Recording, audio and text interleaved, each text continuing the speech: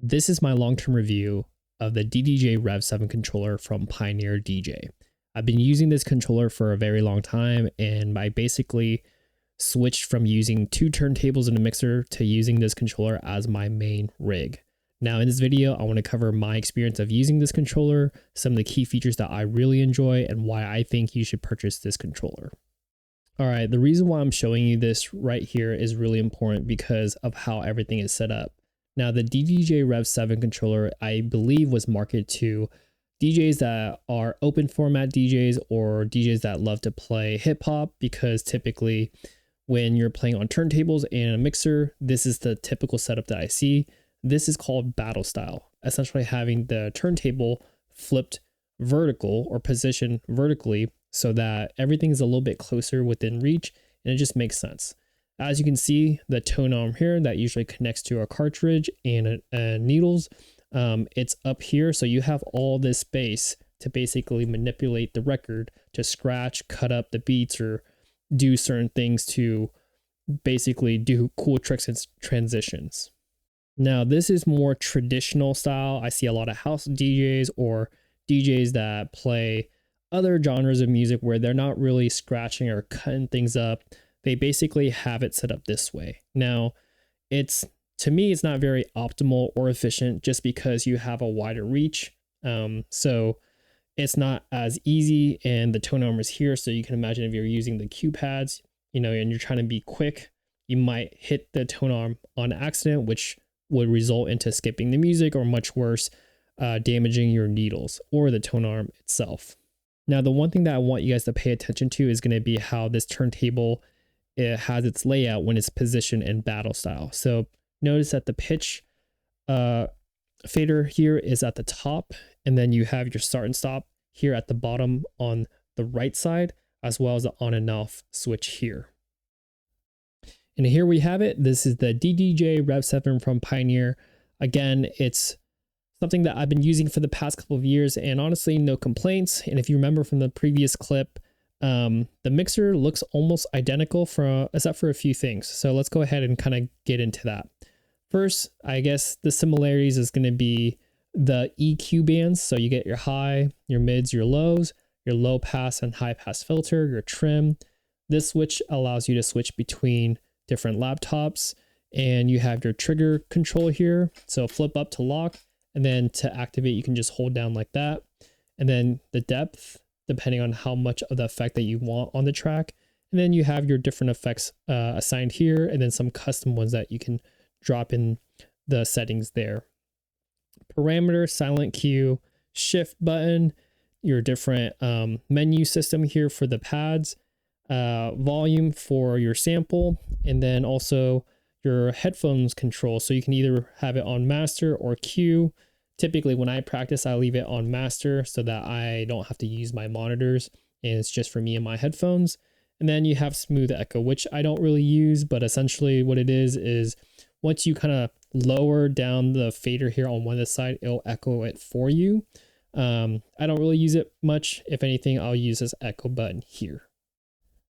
And again, if you ever played on the S9, the S7, or the S11 mixer from Pioneer, it's going to be very familiar, so there's not much of a learning curve, except for a few key differences when it comes to some of the features like silent cue, smooth echo, and that's pretty much it.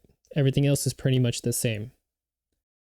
Now, if you can remember to the previous clip in this video where I was showing you guys the turntable setup where it's in battle mode, this is basically that same setup. So you have the pitch fader here, the start stop here, and then you have your 33 and 44 RPM here, and then pitch blend.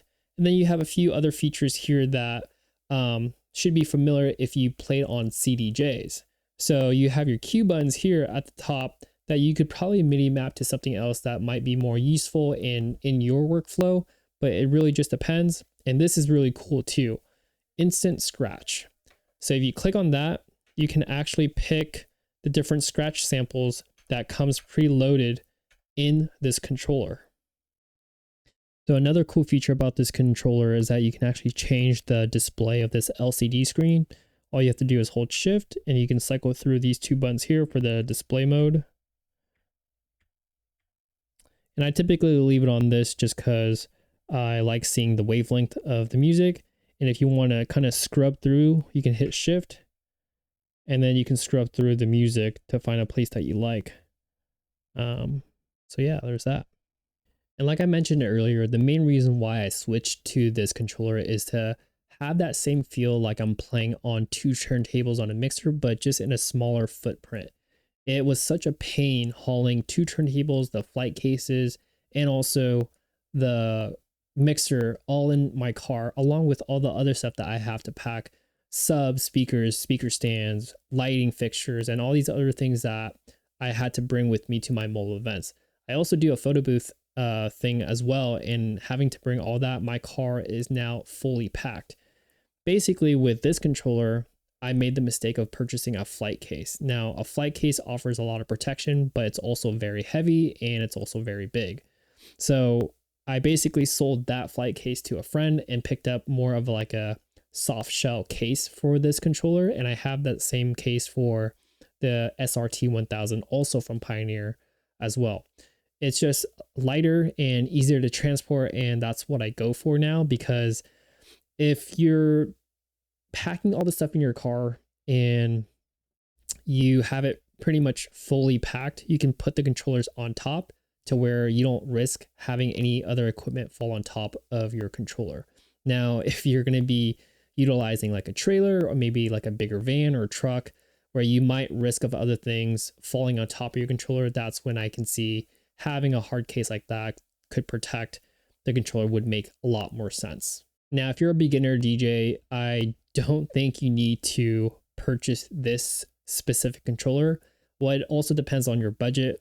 But honestly, if you're a beginner DJ and you just want to learn how to DJ, you can go on Amazon and basically spend $200 to $400 depending on what controller that you might feel like you might like. And that is one way that you can start learning all the foundation of DJing.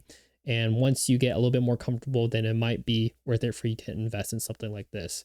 I'll leave a few options in the description below that you guys can pick from that I think that are good, solid beginner setups in terms of controllers. But again, if you feel like this is something that you want to do long term, then definitely picking something like this up, you can't go wrong with it. It's just nice, it's built well, and it has all the features that I personally use when I DJ at my events. And that's it for this video. If you guys have any questions about the DDJ Rev 7 from Pioneer, let me know in the comments below. Make sure to give this video a thumbs up, like, subscribe, and until next time, peace.